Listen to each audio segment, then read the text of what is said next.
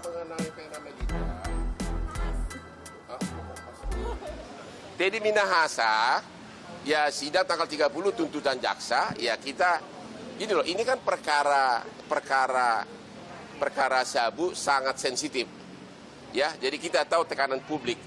Tapi saya perlu jelasin, orang begitu terbelalak katanya begitu mendengar ada video dari istrinya yang mengatakan agar dibebankan semua ke si Arif.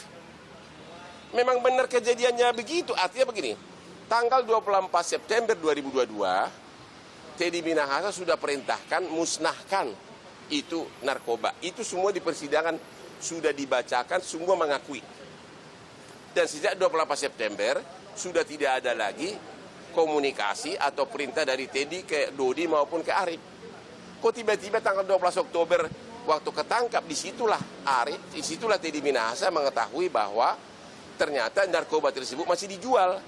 Makanya si Teddy Minahasa mengatakan itu sesuai dengan peristiwanya, berarti si Arif pelakunya. Makanya di surat itu ya bebankan ke si Arif gitu loh. Karena ternyata di BAP-nya si Dodi pun, Dodi mengatakan inisiatif menjual narkoba tersebut 3 Oktober adalah Arif. Ada semua BAP-nya. Cuma kan saya nggak mau terlalu banyak ngomong, biar aja nanti di pembelaan. Ya. Jadi yang jelas ya siap-siap aja, apakah ada dituntut hukuman berapa ya. Ya si Teddy udah siap. Ya.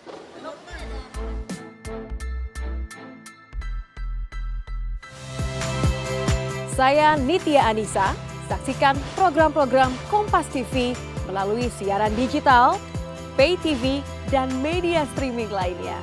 Kompas TV, independen, terpercaya.